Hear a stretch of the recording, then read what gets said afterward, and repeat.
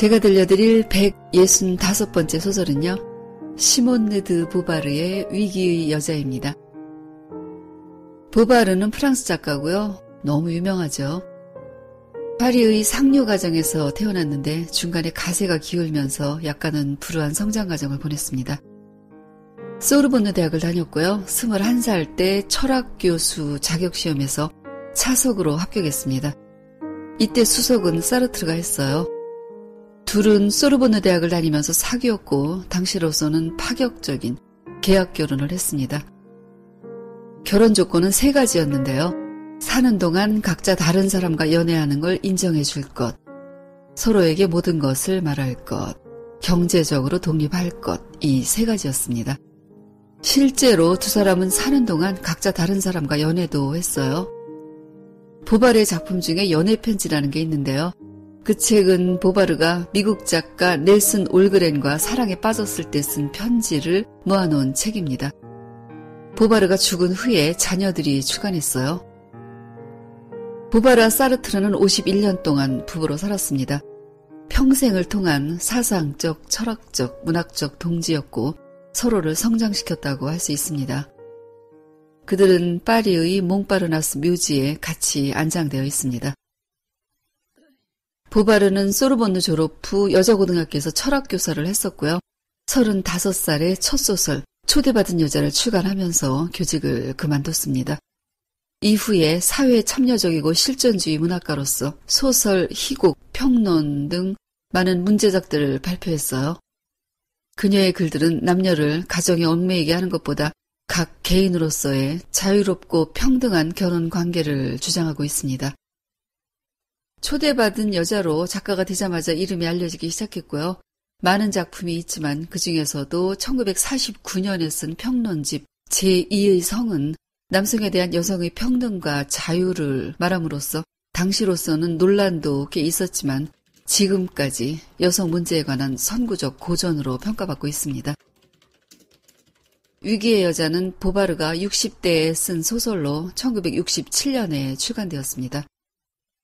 제목을 직역하면 꺾인 여자, 지쳐버린 여자, 좌절한 여자 이렇게 해석되고요. 우리나라에서는 위기의 여자로 나왔습니다.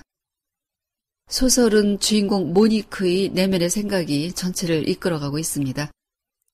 시간적 배경은 1960년대 중반 정도로 보면 되겠고요. 공간은 프랑스 파리입니다. 그러면 이야기 시작하겠습니다. 모니크의 아버지는 개업한 의사였습니다. 그녀가 모리스를 만났을 때 모리스는 병원의 통근 조수였어요. 두 사람은 열렬하게 사랑했습니다. 모리스는 인턴 생활을 그만두었는데 그건 학생 노릇하기가 지겨웠고 이제 결혼해서 가정을 꾸리고 싶었어요. 모리스의 어머니는 재혼했고 그건 그에게 이별에 대한 혐오감을 갖게 했습니다.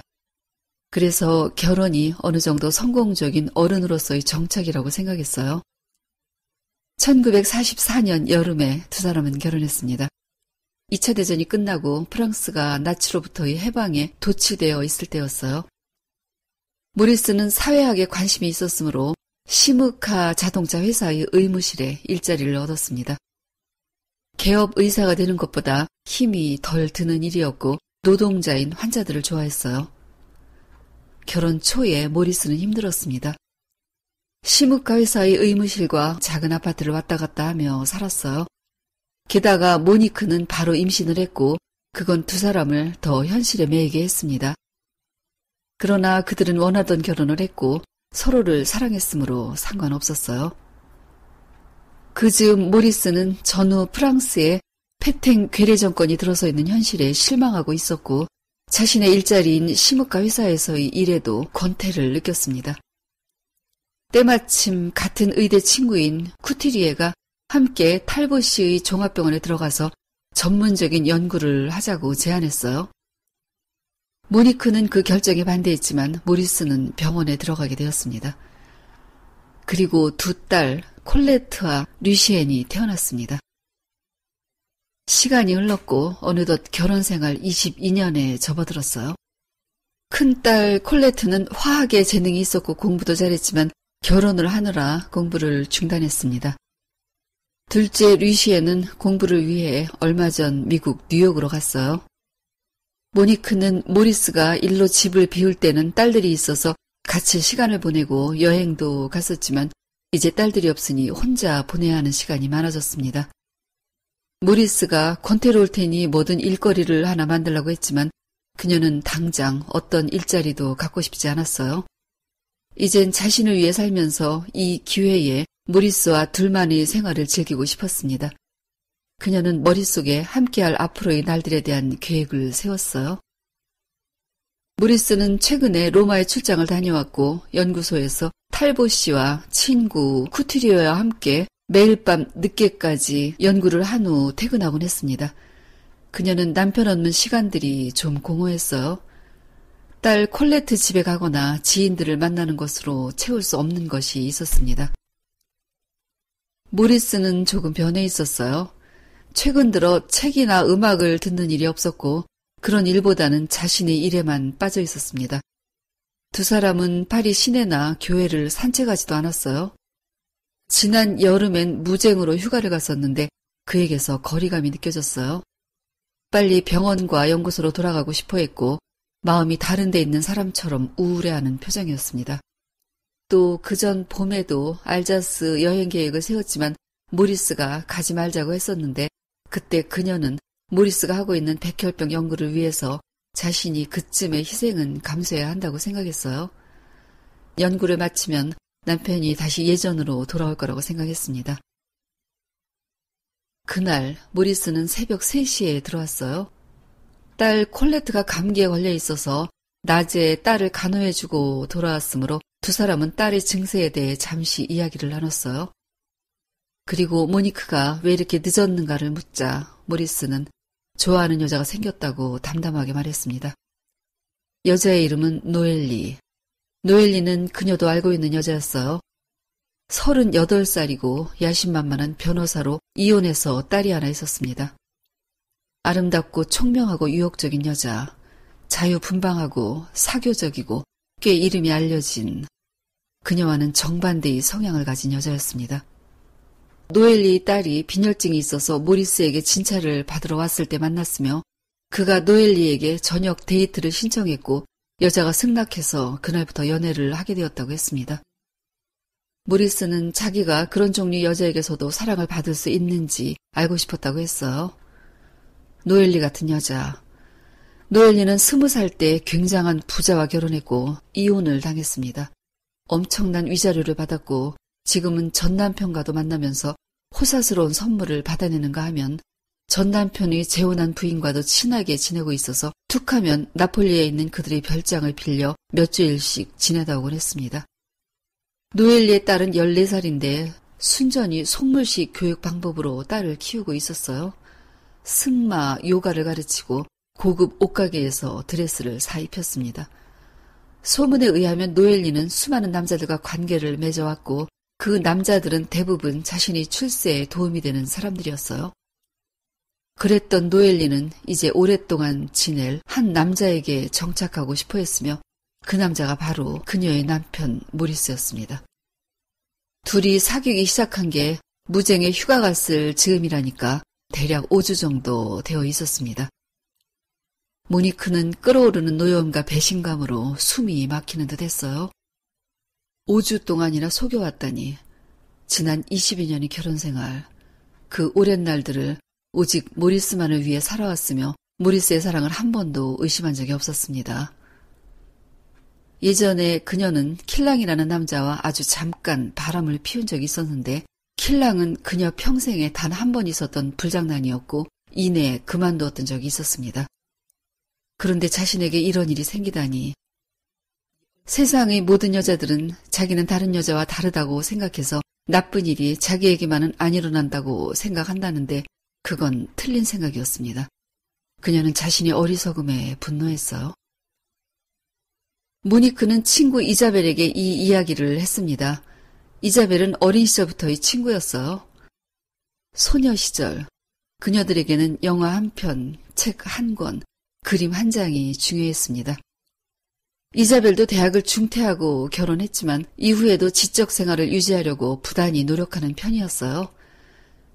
이자벨 부부와 모니크네는 조금 달랐습니다. 이자벨 부부는 부부 사이의 자유를 중요시했지만 그녀와 모리스는 부부간의 성실성을 신조로 삼아왔어요. 이자벨은 얘기를 듣고 나서 참고 견디라고 충고했습니다. 남자들은 그럴 수 있다고, 곧 실증을 내고 돌아올 거라고, 그러니 모리스에게 친절하게 대하고 쾌활함을 잃지 말아야 한다고.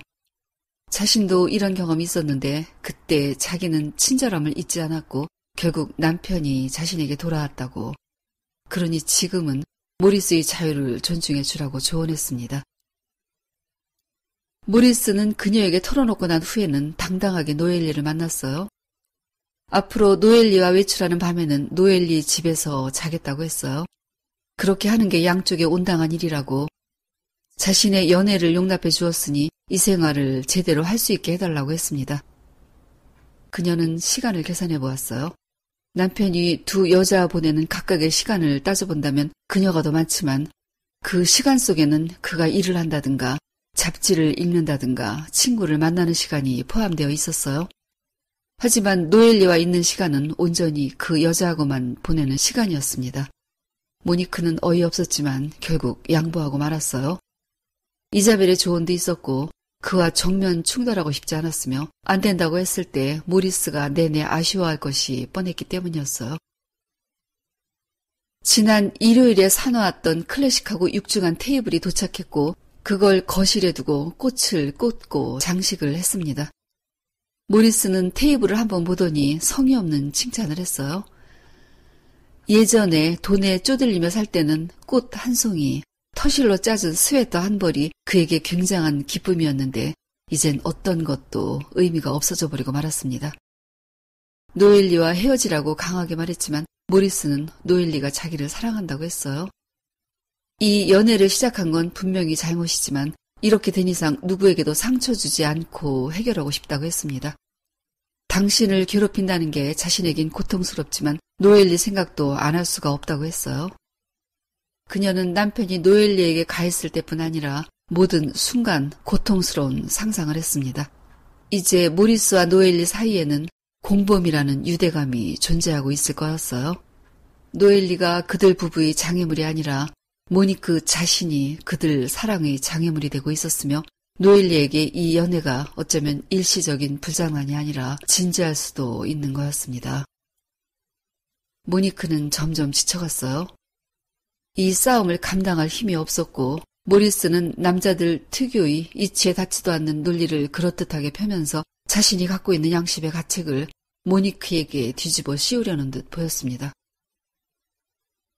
모리스는 두 집과 병원으로 가며 지냈습니다.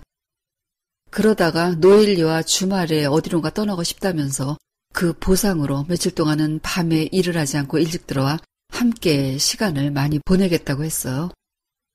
그 시간 중에 미술관에도 갔었고 모리스는 내내 기분이 좋아 보였습니다. 그리고 주말에 노엘리와 여행을 떠났어요. 남편이 없는 주말. 노엘리와 같이 있는 시간이 모니크에게는 끝없이 길기만 했습니다.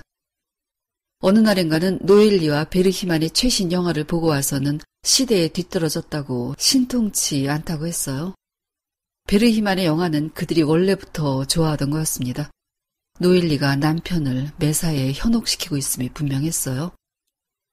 그녀가 노엘리에 대해 부정적으로 말하면 모리스는 아무것도 안 하는 여자들은 사회에서 일하는 여자를 보면 못 견뎌 하는 법이라고 해서 그녀를 놀라게 했습니다. 모리스는 지금까지 그녀가 아무것도 안 하고 있다는 말을 한 적이 없었어요. 오히려 그녀가 집안일을 잘 처리해서 딸들을 세심하게 보살폈으며 모리스의 환자들에 관한 여러 케이스에 대해 진지하게 들어주고 협조해온 것을 높이 평가해 왔었습니다. 그런데 이제 아무것도 안 하는 여자들에 대한 노엘리 경멸에 동조하고 있었습니다. 콜레트가 학업을 그만두고 결혼하려 했을 때 남편은 반대했지만 그녀는 찬성했었어요. 그녀는 자신의 결혼 생활에 만족하고 있었으며 콜레트도 결혼하면 자기처럼 행복할 거라고 믿었습니다. 류시엔이 공부를 하겠다고 뉴욕으로 떠날 때 그녀는 자신의 기준에서 반대했고 류시엔을 애지중지하던 남편은 그 애가 파리에 남아 의학을 전공해서 자기 협력자가 되어주길 바래서 반대했지만 결국 딸이 자립심에 동의를 했습니다. 감수성이 풍부하고 지극히 인간적인 콜레트는 안정된 생활을, 정력적이고 활달한 류시에는 자유를 필요로 했어요. 그녀는 두 딸을 다 이해했습니다. 하지만 어찌되었든 딸들은 자신의 인생을 살게 되었고 그녀는 혼자 고통과 싸우고 있었습니다. 모리스가 노엘리와 화랑의 초대 행사에 갔었다는 걸 알았을 때, 또 노엘리가 모리스에게 책을 빌려주었을 때, 그녀는 현대음악이나 문학을 노엘리만큼은 모른다는 걸 인정했지만 전체적으로 볼 때 교양이나 지성이 그 여자만 못할 게 없다고 생각했어요. 그녀는 모리스에게 낭시에 가자고 졸랐습니다. 그들은 거기에서 주말을 보냈어요. 그녀는 자신이 낭시에 온 것은 사랑에서 헤어나오지 못해 제정신이 아닌 남자를 되찾아보겠다는 희망 때문임을 깨달았습니다. 시간은 흘러가는 것, 과거의 추억도 힘을 내지 못하고 있었습니다. 그리고 그녀는 새로운 사실을 알게 되었습니다. 병원의 쿠티리에를 설득해서 알아낸 사실들. 남편과 노엘리의 관계는 5주가 아니라 18개월쯤 되었다는 거였어요. 출장 갔었던 로마에도 둘이 같이 갔었습니다. 또 남편은 8년 전부터 남아메리카의 여자 환자, 병원의 간호사 등 다른 여자들과 바람을 피워왔다는 것도 알게 되었습니다. 그렇다면 남편이 고백한 건 노엘리와의 비밀 생활에 지쳤기 때문일 거라는 확신이 들었어요. 이제 그녀는 모리스와 자주 다투었습니다. 모리스는 그녀에게 지독한 에고이스트라고, 오래전 자신이 인턴 생활을 그만둔 것도 그녀 때문이었고 자신을 집에 붙잡아두고 평범한 생활에 묶어 놓으려 했다는 거였습니다. 콜레트에게 결혼을 권한 것도 그녀였고 류시엔이 떠난 것도 엄마로부터 도망치기 위했던 거라고, 이제 당신을 사랑하지 않는다고 말했습니다. 그녀의 인생은 완전히 무너졌어요. 꿈속에서도 불행했고 매일 밤 남편을 불렀습니다. 그녀가 부른 건 지금의 모리스가 아니라 자신을 사랑했던 예전의 모리스였어요. 차라리 모리스가 없다면, 그가 떠난다면 재기할 수 있을 것도 같았습니다. 이런 상태보다는 이별이 견디기 쉬울 것 같았어요. 집에 매일 와서 집안일을 해주는 도르마 부인은 그녀를 걱정했고 뭐든 먹여보려고 노력했습니다. 그녀는 이렇게 남의 집일을 평생 해주며 살고 있는 도르마 부인의 성실함을 보면서 마음을 추스리려고 애써보았어요. 생일이 돌아왔고 모리스는 장미꽃다발과 축하한다는 카드를 주었습니다. 그리고 사랑하지 않는다고 말했던 건 진실이 아니고 사랑에는 많은 종류가 있는데 당신을 여전히 사랑하고 있으며 소중하다고 말했습니다. 그녀는 자신의 기분을 이야기했어요. 지금 44살이 되었지만 빈 손에 직업도 없고 인생의 보람은 당신 하나밖에 없었는데 차라리 8년 전에 미리 이야기했었다면 독립된 인생을 가지고 이런 상황에 대처할 수 있었을 거라고 했어요. 모리스는 7년 전 의학 잡지 비서직이 있다고 해보라고 했지만 그녀가 거절했었다는 걸 상기시켜줬어요. 그녀는 그때 하루 종일 집과 아이들과 떨어져 있으면서 한 달에 10만 프랑의 월급을 받는 건 수지가 안 맞는다고 생각했었어요. 또 모리스에 대한 사랑으로 가득 차 있어서 다른 게 필요하지 않았었습니다. 남편은 지금도 늦지 않았다고 일자리를 찾아주겠다고 했어요. 그러나 그녀는 자신이 일을 함으로써 남편의 마음을 편하게 해주고 싶지 않았습니다. 그녀가 상담하고 있는 의사는 지능이란 양분을 주지 않으면 감퇴하는 거라면서 남편이 일자리를 구해준다면 한번 해보라고 권했어요. 하지만 그녀는 별로 도움이 될 것 같지 않다고 생각했습니다. 어느 날은 문득 영감 같은 것이 떠오르면서 모두가 내 탓이라는 생각이 들었어요. 가장 큰 잘못은 시간이 지나간다는 사실을 깨닫지 못했다는 것. 시간은 자꾸 흘러가는데 자신은 이상적인 남편의 이상적인 아내 자리에 머물러 있었다는 사실. 생활에 생기를 불어넣어줄 새로운 것에 도전하지 않은 채 추억에만 매달려 있었고 몸이 늘 30살에 머물러 있어줄 거라고 생각해서 별다른 노력을 하지 않았으며 지능이나 교양이 감퇴하도록 내버려 두었음을, 모리스가 가정만으로 만족할 수 있으리라 믿었으므로 그 안에 가두려고 했었고 남편도 자신과 같은 생각을 가졌을 거라고 믿었던 것이었음을, 어쩌면 아버지가 죽은 뒤로 모든 것이 무너져서 무기력이 자신을 지배하게 내버려 두었었는지도 모른다고. 그때부터 정지된 시간 속에 살았었음을 깨달았습니다. 이제라도 책을 더 읽고 음악을 더 듣고 체중도 조금 줄이고 옷에도 신경 쓰고 모리스와 더 자유로운 대화를 해야 한다고 생각했어요. 모리스가 연말 만찬에 같이 가자고 했고 그녀는 다시 기쁨이 몰려왔습니다. 아름다운 새 드레스를 입고 참석해서 미소를 지으며 앉아 있었고 모리스도 친절했지만 이제는 둘 사이에 통하는 게 아무것도 없다고 느껴졌어요. 우리는 두 사람의 이방인, 모두 거짓말이고 희극이고 엉터리 연극이라고 외치고 싶었습니다. 이제 남편은 거의 모든 시간을 노엘리와 보냈고 어쩌다 집에서 그녀와 함께 있을 때는 레스토랑이나 극장으로 그녀를 데리고 나갔습니다. 얼굴 마주치는 것에 대한 두려움일 거라고 생각했어요. 모든 게 침식되어 버렸지만 아직 자신의 사랑이 침식되지 않은 것에 절망감을 느꼈습니다. 그녀는 의사의 권고대로 일자리를 얻었어요. 도서관의 정기 간행물실에 나가 옛날 의학 잡지에서 필요한 사항을 기록하는 일이었습니다. 그러나 그 일이 만족감을 주지는 못했어요. 모리스와 자주 싸웠고 모리스는 자신이 집을 나가 작은 아파트를 얻어 혼자 지내겠다고 했습니다. 별거를 하더라도 우리는 자주 만날 거며 휴가 중의 일부도 함께 보내자고 했어요. 그녀는 거절했지만 모리스는 자신의 생각을 포기하지 않겠다고 했습니다. 의사는 용기가 있다면 얼마간이라도 남편 곁을 떠나는 게 좋다고 조언했어요. 그녀는 딸들에게 이 일을 알렸습니다. 콜레트는 분노하면서 그냥 그 여자와 살게 하는 게 편하지 않겠냐고 했어요. 그녀는 류시엔과 대화를 하고 싶었습니다. 왠지 류시엔은 진실을 말해줄 것 같았어요. 딸이 말해주는 자신의 나쁜 점들, 그걸 알고 없앨 수만 있다면 모리스와의 관계를 회복할 수도 있을 것 같았습니다. 그녀는 뉴욕에 가서 류시엔과 2주일을 같이 지냈습니다. 류시엔은 그렇게 오래 살았으면 아내에 대한 사랑이 식는 게 자연스럽지 않겠냐고. 그 말에 모니크가 평생을 사랑하며 사는 부부도 있다고 하자 그건 사랑하는 척하는 거라고 했습니다. 부부로 살면서 연애 감정이 오래 지속될 수 있다고 믿은 엄마가 잘못이었다고. 자기는 한 남자가 좋아지기 시작하면 즉시 다른 남자를 구한다고 했습니다. 사람을 사랑하면 뻔한 결과가 찾아오는데 그걸 몰랐기 때문에 엄마가 이런 일을 당하고 있는 거라고 했어요. 그녀는 아빠가 자신을 떠나려는 이유가 무엇인지를 물었습니다. 류시에는 남자는 그 나이가 되면 인생을 재출발하려는 경우가 있다고, 남자는 평생을 늘 새로운 인생을 기대하는 거라고 대답했습니다. 누구도 자신을 희생시키면 안 되는 거라고, 엄마의 결점이 하나 있다면 자기 방어를 못한 거라고. 하지만 엄마는 여전히 생기 있고 명랑하고 매력적이니 다시 자신을 찾게 될 거라고 말했습니다.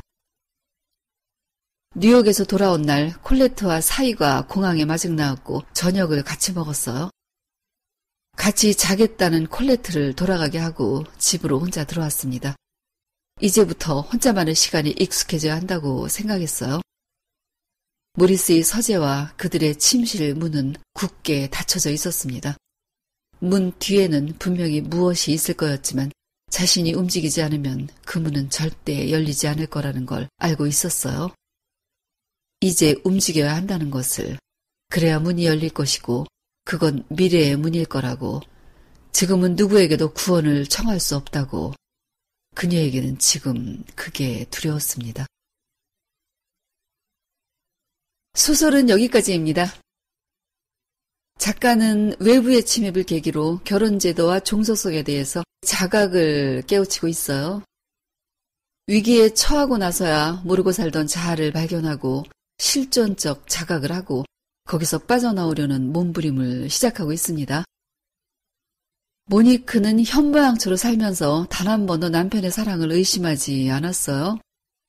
사람들은 행복하기 위해 노력을 하는데 그녀는 행복하다는 단서 위에서 살았습니다. 그녀의 평온한 일상에 남편 모리스와 노엘리가 느닷없이 쳐들어왔고요. 행복을 파괴하고 존재 자체를 흔들어 놓았습니다. 정해진 결말이라고 생각할 수도 있고요. 모니크의 안일함을 탓할 수도 있습니다. 하지만 그녀가 노력하지 않았던 건 아니었어요. 현모양처가 시대적 상황에서 뒤떨어져 보일 수는 있어도 현모양처로 사는 게 덜 치열했다고 단정 지을 수는 없습니다.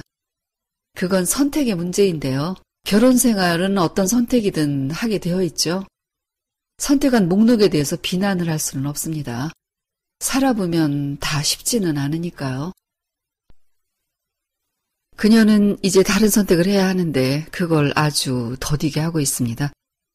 모리스같이 형편없는 남자를 자기 인생에서 빼버리지 못하고 있어요.